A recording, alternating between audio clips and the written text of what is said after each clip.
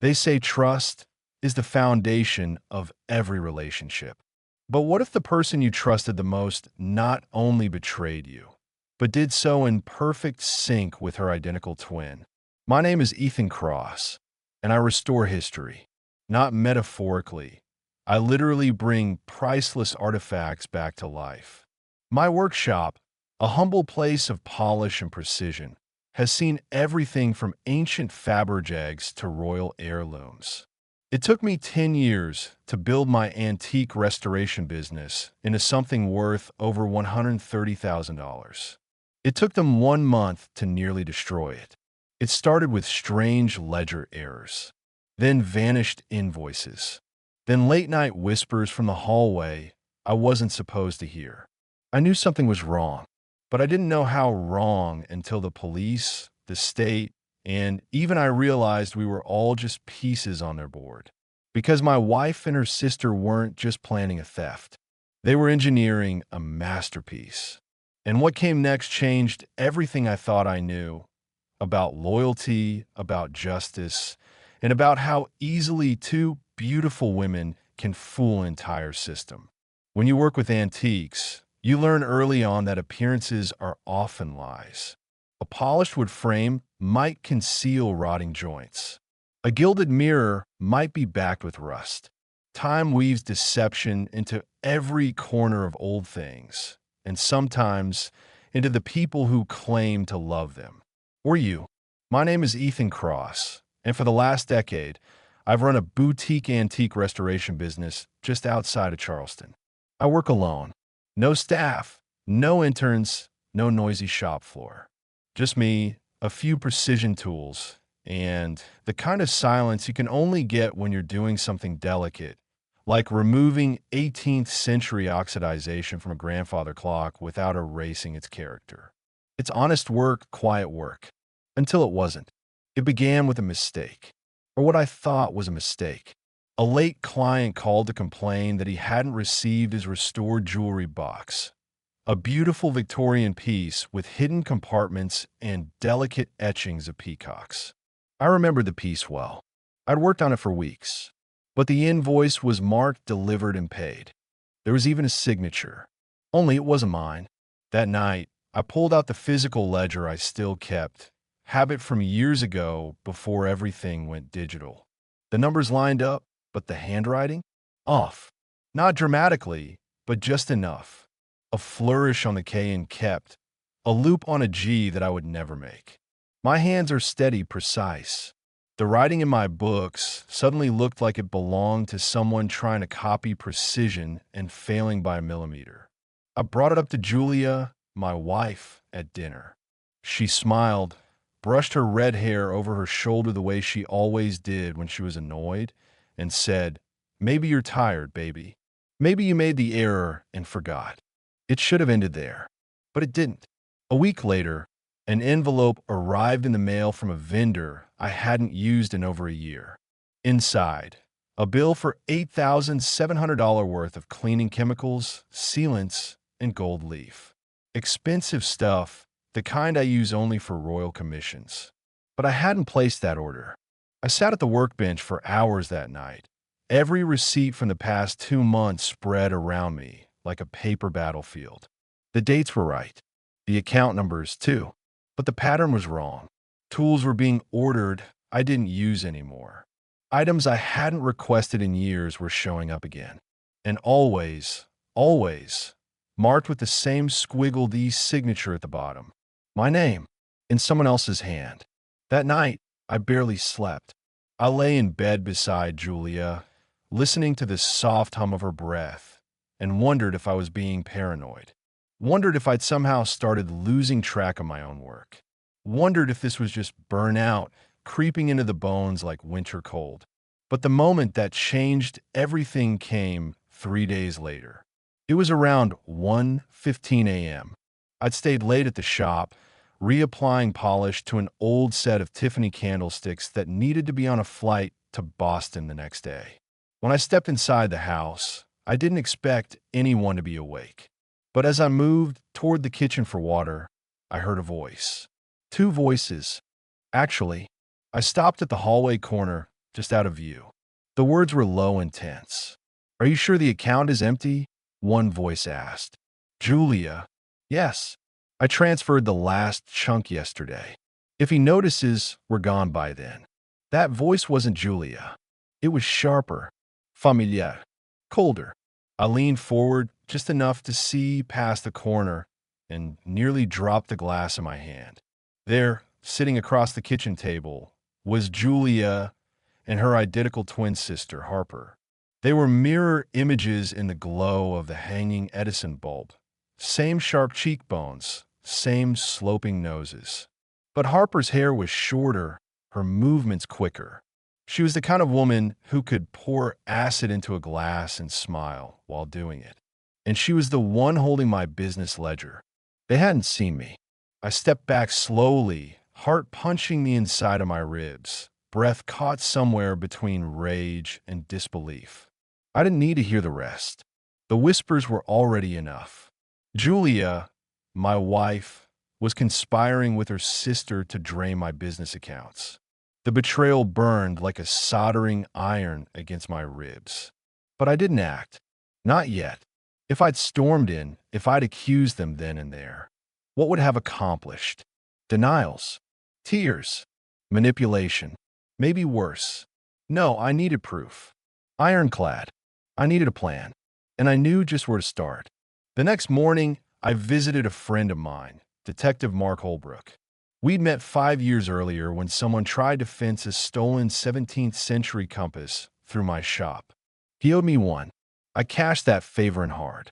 We went over the evidence together.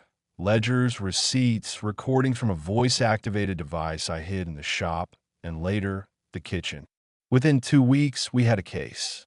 But the district attorney wouldn't move on conspiracy alone. No transfers had happened yet. No physical evidence of theft. Not enough for charges. So we waited and set a trap. A quiet, simple one. A fake inheritance from a dead client. $130,000 in antiques allegedly stored in the shop vault. I leaked the info, left the account key in plain sight. And then we watched. What I didn't know, what none of us knew, was that these women weren't just planning to steal. They were planning something far more dangerous. And we had just entered their maze. There's something unnerving about watching a woman who looks exactly like your wife slip through the shadows of your workshop, her movements rehearsed, her presence too comfortable in a space that was never meant to be shared. And when that woman happens to be your wife's twin, her perfect mirror, her other self, the sensation twists into something stranger, like déjà vu soaked in betrayal. Harper had always been around in small doses, orbiting Julia's life like a slightly darker moon, close but not entirely in sync. She was the bolder one, the less filtered version of the same genes. While Julia could flash a smile that made people lean in with trust, Harper's smile made you want to double-check your wallet. I used to think their differences were harmless, quirks of personality, not signs of malice. But now, every memory of Harper's too frequent visits, every moment she lingered a little too long near the open books on my desk or offered help I never asked for, began to reassemble itself into a chilling mosaic of intent. After discovering the midnight whispering in the kitchen, I began to pay closer attention, not just to what they said, but how they moved. And something became clear. Harper wasn't just helping Julia. She was the architect. Julia's part was the charm, the access, the softness that opened doors. Harper? She was the one who made the plans. She was the one who ran her fingers along the spines of the locked cabinets in my vault room, as though she already knew where every weakness lived. I remember the morning she showed up unannounced, 2 days after I'd started working with Detective Holbrook. She wore a fitted black coat and those oversized sunglasses that made her look like someone fleeing paparazzi. She smiled at me with too many teeth, leaned against the workbench like she belonged there, and asked if I had time to check something for her friend, an old locket with some wear and tear. I told her I was busy. She shrugged, but her eyes scanned the room behind me, taking inventory. Later, when I reviewed the security footage, I realized she had lingered for 6 minutes longer than she'd claimed. Long enough to photograph the locked storage drawers, the digital code pad, and the serial number of the biometric safe I used for my most valuable pieces.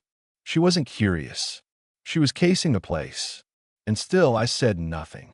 Because silence became my weapon. I kept pretending that I didn't notice her glances, that I didn't flinch when Julia mentioned Harper might be crashing with us for a few nights. Pretending I didn't realize my passwords had been changed once, then mysteriously changed back the next day. Pretending I didn't see the fake invoices slowly disappear from my files, slipped away like smoke while I was out grabbing lunch. Every hour that passed, I fed the illusion. I let them believe I was oblivious, overworked, trusting. I let them think the vault key was real. I even staged a phone call one night while Julia was pretending to sleep, where I loudly complained to a fake lawyer about the complexity of liquidating the antique estate of the late Edwin Kingsley, the imaginary client who'd left me the supposed $130,000 haul I used to bait the trap. Julia never moved. But the next morning, Harper showed up again. And this time, she didn't bring a locket. She brought questions. "What's this about a vault estate?" she asked with that cool tone that masked her intent too well. Julia mentioned something, an old client, something you need help transporting. I feigned ignorance, confusion, then slight irritation. I told her it was complicated, that the estate was tied up in probate, and that no, I didn't need help. I watched her eyes flicker at the mention of the vault. I watched her nod slowly, as if placing the final piece on a board only she could see. And I knew, in that moment, the timeline had just accelerated. They were ready to move. That night, I didn't sleep. I lay in the dark listening to the familiar rhythm of Julia's breathing beside me, trying to understand how she could drift so easily into sleep while plotting the dismantling of everything I'd built. I stared at the ceiling and tried to untangle the emotion that sat like lead in my chest. Not just betrayal, not just anger, but a sick kind of mourning. Because in some distant part of me, I still loved her. Or maybe I loved the version of her I thought was real. But love, like antiques, can be an illusion, flawless until the light hits it just right. A few days later, Harper vanished. No goodbye, no warning. Just an empty guest bed and a half-finished glass of wine on the kitchen counter. Julia claimed she'd gone back to Atlanta for a work thing, but her voice lacked conviction. She was rattled, unsure whether I'd seen more than I let on. I kept the performance going, smiled like a fool, pretended to miss Harper's presence even as I met with Holbrook to finalize the trap. The plan was simple on paper. The police would pose as insurance appraisers verifying the estate inventory. We'd wire the vault room with hidden surveillance. The cash transfer from the fake Kingsley estate, timed perfectly to a bogus bank alert Julia would intercept, would go live at noon on a Tuesday. We gave them the illusion of a clear path. And we waited. But something gnawed at me even as we prepared, something I couldn't name. A kind of tension, like the atmosphere before a lightning storm, charged and too quiet. Because these women weren't amateurs. They weren't impulsive. They were meticulous. And meticulous people don't leave wine glasses behind. They don't make easy mistakes. Unless, of course, they want you to believe they have. There's a kind of arrogance in believing you're the one in control, that you're the spider in the center of the web. But arrogance is exactly what they wanted me to feel. It was the illusion they fed me, subtle, precise, deliberate. They lured me into a false sense of power, even as they were dismantling the walls around me thread by thread. By the third week, I thought we had them. I really did. Detective Holbrook and his team had wired every inch of my workshop.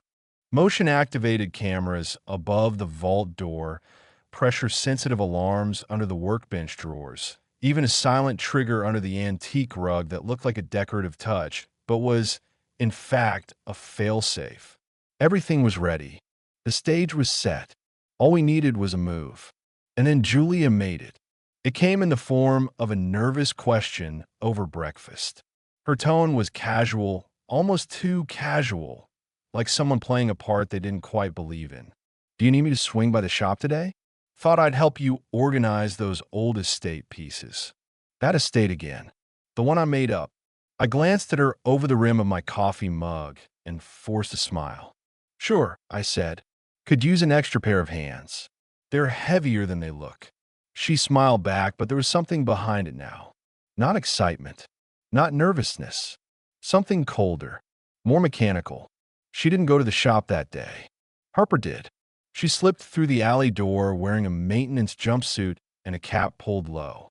The cameras caught her movements clearly. She was in and out in less than 7 minutes. Didn't steal a thing. Didn't even open a drawer. But she left behind a thumb drive. And that was the moment I realized this wasn't just a robbery. It was a takeover. When I opened the thumb drive on a controlled system in Holbrook's office, what we found made my blood run cold. Embedded in the code was a virus specifically designed to spoof transactions, overwrite ledger records, and redirect digital payment systems to offshore dummy accounts. It wasn't just theft. It was erasure. They weren't going to steal from me. They were going to replace me. My business, my name, my reputation, wiped, gone, redirected to a web of false credentials and paper trails I could never unwind on my own. And if the cops hadn't seen it for themselves, they wouldn't have believed it. She's not just a hacker, Holbrook said grimly. She's a ghost maker. A ghost maker. That's what the cybercrime unit called people like Harper. Those who knew how to bury identities, forge new ones, and leave their targets ruined and forgotten. She didn't want to just empty my accounts. She wanted to take the name Ethan Cross and turn it into a memory. That's when I understood the real reason she had re-entered Julia's life. It wasn't about family. It was about access. The sisters had found a soft target in me, an isolated artisan with high-value inventory, no business partners, and a vault full of untraceable history. To most people, antiques are just old junk with polish. But to people like Harper, they're currency. And I had hundreds of thousands of dollars in currency hidden behind locked drawers and biometric safes. Currency that didn't require digital tracing or legal documentation to sell. But their genius wasn't in what they were stealing. It was in how they were stealing it. Because while Holbrook and I were focused on the fake estate, the real blueprint of their plan was playing out behind the scenes. They didn't need to force the vault. They needed to make me hand over the keys myself. Slowly, piece by piece, trust by trust. They were building a replica of me in the digital shadows. And when they were done, all they had to do was flip the switch. I'd be bankrupt. And Harper Cross, the fake identity she'd stitched together from a dozen online fragments, would be the sole inheritor of what had once been my business. I remember sitting in my truck that night, staring at the shop from across the street, my chest tight, my jaw locked. I thought about the day I bought this place, how the old brick building smelled like dust and oil, how I sanded the floorboards myself, how every artifact I restored felt like proof that history could be saved one patient stroke at a time. And now is a mark, a story on the evening news, a cautionary tale, unless I changed the ending. So I called Holbrook and told him we had to move early. No more waiting. No more subtle surveillance. We needed to flush them out. They'll see it coming, he warned. I know, I said, but let them. I spent the next 3 days making deliberate mistakes, leaving vault doors unlocked, forgetting to turn off my workshop lights, accidentally emailing Harper a ledger file with a false transaction trail leading to a newly opened vault account, an account that didn't exist. I knew she'd take the bait, and she did. At 3:12 a.m. on the 4th day, the system pinged. Someone had accessed the ghost vault. Motion sensors tripped, cameras activated, and we watched, live, as Harper entered my workshop again. This time she brought tools. Not lockpicks, not USB sticks. Tools meant for removal. Packing foam, reinforced cases, a thermal cutter for safe hinges. She was confident. She thought I was asleep. She didn't know the cops were already inside the back office. Julia joined her 5 minutes later, dressed in black, hair pinned back, gloves on. And in that moment, as I stared at the two women moving in tandem, silent, efficient, surgical, I realized I wasn't watching a theft. I was watching choreography, a perfect mirrored routine. Twins, flawless, unstoppable. And then the trap was sprung. Alarm sounded. Holbrook's voice echoed through the intercom. Lights flashed. Julia froze. Harper didn't. She smiled. And that was when I knew we hadn't caught them. We played exactly into their hands. There are moments in life that slow down, not because time itself changes speed, but because the weight of consequence presses down so heavily that every second stretches under its pressure. That night, as the red lights flashed inside my workshop and the polished antique floors reflected the chaos of our supposed triumph, I experienced one of those moments. For weeks, I had believed I was orchestrating justice, believing that my foresight, my planning, my patience would finally pay off. I thought I had caught the predators in their final act, cornered them at the edge of their greed. But as the scene unfolded before me, I felt something shift, something cold and uninvited, a whisper of doubt lacing the edges of certainty. Julia stood by the vault door, frozen not with fear, but with calculation. Her eyes scanned the room as if analyzing the angles of light, the positions of the officers, the placement of each camera she had likely known about all along. She didn't panic. She didn't scream. She didn't even flinch. Behind her, Harper moved with eerie grace, turning toward the chaos as though she'd been expecting it, almost welcoming it. Her face bore the calm expression of a chess master who had just witnessed an opponent fall into a trap 3 moves too late. The officers moved quickly, as they had rehearsed, swarming into the space with practiced efficiency, their presence loud and assertive. But their voices sounded distant to me, as though muffled by the sudden realization that something was wrong. I was supposed to feel relief, maybe even victory. Instead, all I felt was the slow rise of nausea and confusion, like a dream beginning to warp around the edges. The twins didn't look caught. They looked prepared. Every step they took was measured. Every glance exchanged between them seemed part of a larger script none of us had been given. The supposed proof of the theft, marked boxes, exposed tools, partially opened safes, should have spoken volumes. But it felt staged, too perfect, too conveniently damning.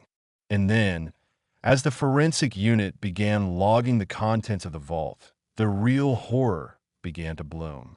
The items, my prized inventory, the rare artifacts and irreplaceable antiques, had been swapped.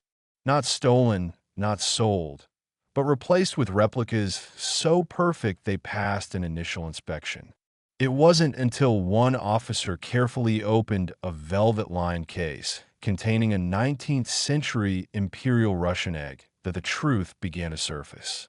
The enamel was just slightly off, the gold too bright, the engraving less worn than it should have been. One by one, they discovered that the vault had already been emptied, quietly, methodically, over weeks, maybe even months, and none of us had noticed. It dawned on me then that the trap hadn't been ours. It had been theirs all along.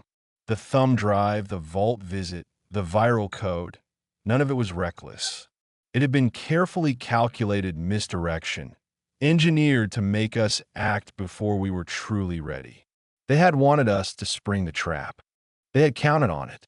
As the officers turned toward Harper and Julia, Expecting tears or rage or desperation, they received nothing. Only silence, eyes that didn't blink, bodies that didn't shift. And beneath that stillness lay the heavy truth. The sisters had already won. We had caught them standing in a room they no longer needed, surrounded by empty treasures and false evidence. Their crime had already passed into history. The performance we witnessed was simply the final stroke of their masterpiece. My legs felt weak. I sat down on a stool that once held a centuries-old chalice, my hands trembling, not from fear but from a growing sense of humiliation. I had walked into their maze with pride and purpose, believing I understood its walls. But they had designed it. Every passage, every turn, every illusion of escape had been crafted for me, not to imprison me, but to make me believe I was the hunter. And now I saw myself for what I truly was, just another piece of antique furniture, valuable once, but easily replaced. Outside the workshop, blue and red lights painted the street in flickering rhythm. Neighbors watched from behind curtains. Reporters began to arrive, alerted somehow within minutes. And I remembered how Harper had once laughed, not with joy, but with precision, as though even her amusement was planned. That was the kind of mind we were dealing with. Not a thief, not a hacker, but a strategist. A woman who could fold an entire narrative around your eyes until you couldn't tell if you were inside a story or merely acting in someone else's. As Julia was handcuffed, her posture didn't change. Her head remained high. She offered no resistance, not because she was guilty, but because she had already calculated the outcome. And Harper, standing still beside the shattered remains of my business, didn't even look in my direction. She had moved beyond me now. I was no longer a threat, no longer relevant. I had served my purpose in their scheme, and now I was dismissed with the same precision they applied to every other detail. I thought of the first time I met Julia, how her eyes lit up at the sight of the restored 18th century mirror I had worked on for weeks. I had believed that sparkle was admiration, maybe even love. But now I wondered if it had always been a valuation, a test, a weighing of value, not just of the object, but of me. I stayed behind as the officers left, processing the crime scene with an energy that now felt performative. Evidence would be gathered, charges filed, headlines written, but none of it would restore what had been lost. Not the items, not the trust, not the illusion that I had ever been in control. And so, as the last echo of police boots faded, I sat alone in the hollow shell of my shop. The scent of old wood and polish now tainted with the electric buzz of betrayal. The silence that once brought me peace now pressed against my skull like static. The trap had sprung, but had not closed on the prey. It had snapped shut around the fool. And the real question, the one that haunted me as the darkness settled in, was simple. If this was only the middle, how far ahead were they already? The days that followed unfolded like smoke, visible, swirling, shifting in patterns that never stayed long enough to understand. Everywhere I looked, the shape of my life blurred into something unrecognizable. The shop stood still, untouched by new hands, but emptied of all its value. My name had been dragged through the morning news like dust on pavement. My bank accounts, once full, now blinked with cold, unsympathetic zeros. Even the corners of my home seemed to echo with an unfamiliar quiet, as if the very walls knew they'd been complicit in something I was too blind to see. Julia and Harper had vanished. They left behind no addresses, no fingerprints, no traceable patterns. And though the world saw handcuffs and flashing cameras, those were merely props in the final act of their illusion. Less than 72 hours after their arrest, the case fell apart like an overhandled artifact. The forensic reports came back with conflicting data. Surveillance footage was declared tampered. corrupted by an unknown algorithm that deleted key timestamps. The digital vault files, once thought to be incriminating, now appeared as doctored samples, traced back, somehow, to my own IP addresses. What had been evidence became doubt. What had been certainty became suspicion. By the end of the week, I was no longer the victim. I was a potential accomplice in my own downfall. I could feel it in the way Holbrook stopped returning calls, in the way the insurance agents began to question the legitimacy of the missing pieces, in the long pauses people gave when they saw me in the street, the same kind of pause reserved for tragic stories and half-finished rumors. The police had built a case on smoke. The sisters had watched them step into the fog and then simply walked out through the other side. What remained was silence. And silence, in my world, had always been a place of focus, of peace. But now it became the sound of failure, of shame, of unraveling. Every surface I touched carried memories. Frames I had once restored with my own hands now stared back like empty witnesses. Cabinets that once held secrets now sat gutted and still. Every reflection mocked me. Every shadow accused me. Somehow, I had mistaken precision for power. I believed that because I could restore the finest details of ancient relics, I could anticipate the movements of two living minds. But there is no restoration for betrayal. No chemical bath to scrub away the knowing smirk of someone who's already 10 steps ahead. Harper had not simply committed a crime. She had written a narrative, planted characters, designed distractions, and then let the story unfold as she slipped out through the margins. It would have been easier if they had just taken the money, if they had simply been greedy, reckless, careless. But they weren't.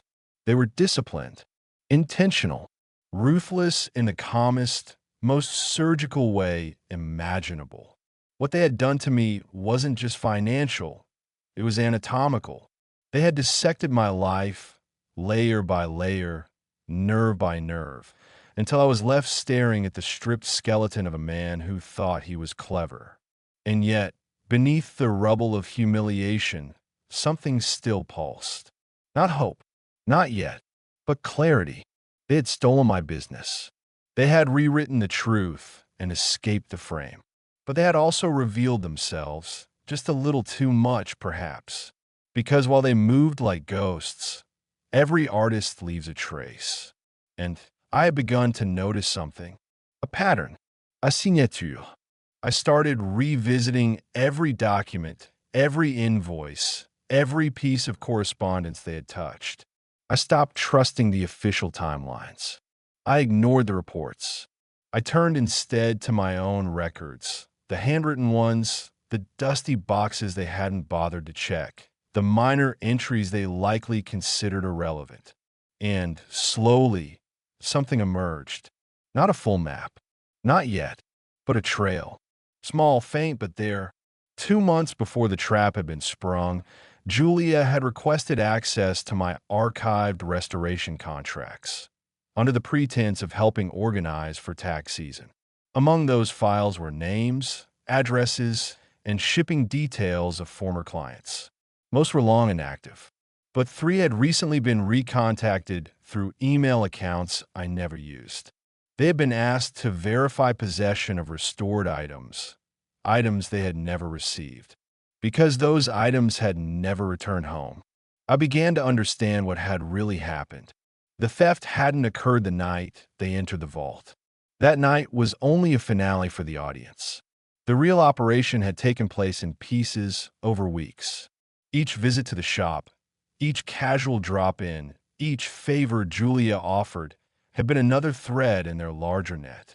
They had taken the most valuable items and replaced them with museum-grade replicas, some likely made by Harper herself, who had apparently studied antique fabrication in Europe under a different name. Every detail had been planted so the inevitable discovery would feel like a sudden disaster. But it had been slow, deliberate decay. What shocked me most wasn't their genius. It was how invisible they had become within my life. How easily I had explained away their presence. How willingly I had handed over pieces of myself. Day after day, in the name of love, in the name of trust. And that's when the bitter realization struck with finality. They hadn't just taken my work. They had rewritten my identity from the inside out. Now, the name Ethan Cross no longer stood for excellence or legacy. It stood for failure. A man outwitted. A man erased. But that wouldn't be the end of the story. Not if I could help it. Somewhere, they were watching, waiting to see what I would do next. If I would disappear into the quiet humiliation they left behind or claw my way through the ashes of what remained. I had no illusions of immediate justice. The system they broke wasn't built to chase ghosts. But I knew antiques, and I knew how to uncover what's hidden beneath a perfect surface. It took losing everything to finally see clearly. The soot of betrayal clung to every corner of my life, but through that charred residue, a strange sense of purpose began to form. Not the kind of purpose you find in heroism or redemption, but the quieter kind, born of wreckage, when there's nothing left to protect except the faint trace of your own name. I stopped trying to repair the story others told about me. The narrative painted by headlines, rumors, and the smirks of investigators who had grown tired of chasing shadows. Let them think what they wanted. Let them see a broken craftsman who had been outmaneuvered by two women. Let them mutter in coffee shops and shake their heads at what had once been a respected name in antique restoration. Their judgment was irrelevant now. I wasn't after justice. I was after the truth, and not for them, but for myself. The shop no longer served as a place of business. I kept it locked, shuttered against the eyes of the curious, lit only by a single bulb that swung from the ceiling like a pendulum, counting down the final breaths of something once great. In that stillness, I began cataloging everything again. Not the items that had been stolen, but the remains, the mistakes, the overlooked margins. I rebuilt the story from the shadows, quietly, meticulously, without a trace of urgency. The police had walked away. The court had let the charges dissolve. But I knew that the real trail wasn't in their systems. It was in mine. Not in the glaring evidence, but in the overlooked layers only a restorer would notice. I began identifying the replicas. One by one, I laid out the artifacts they had replaced and dissected them like bodies on a table. I studied the brushstrokes on the paintings, the wear patterns on the silver, the chemical fingerprints of each false material. To the untrained eye, they were perfect. To me, they were loud. Each forgery told a story. Each counterfeit left behind a scent. Traces of adhesives too modern, brush oils too fresh, patina is too consistent. And through those inconsistencies, I found Harper again. Not in person, but in style. Her style, her choices, her ego. She had signed every replica with invisible ink, unaware that to someone like me, there's no such thing as invisible, just unread. It was through one of these faint signatures that I uncovered the next piece of the puzzle.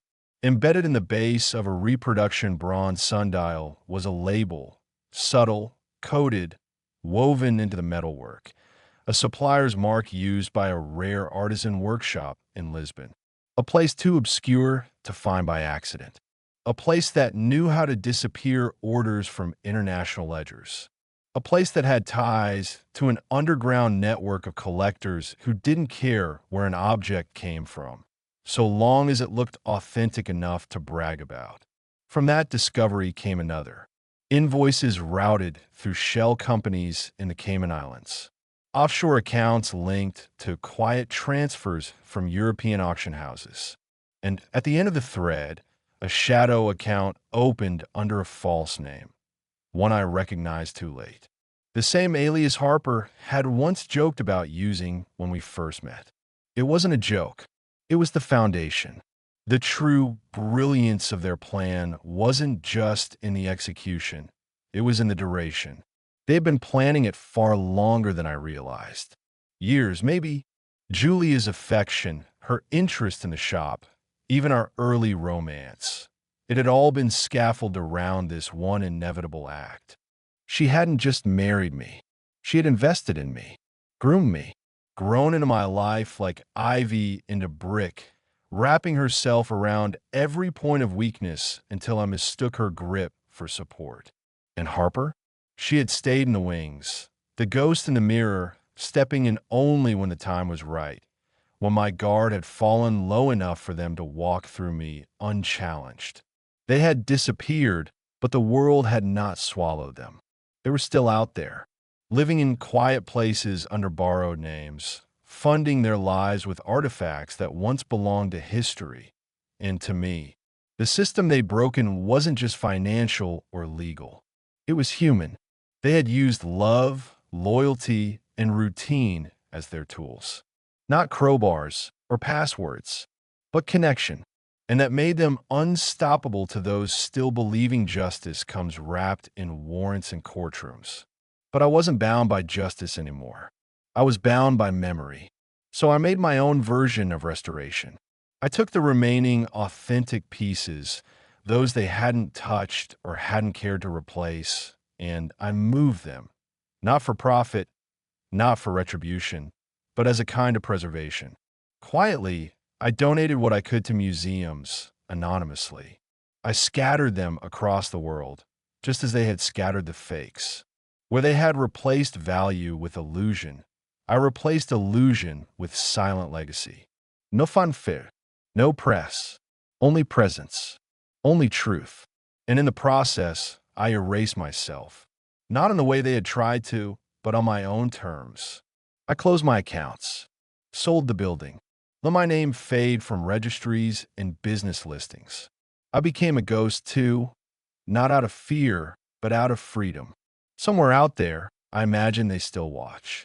Not constantly, but occasionally, just to see if I'll rise again, just to see if the final thread will snap or stretch.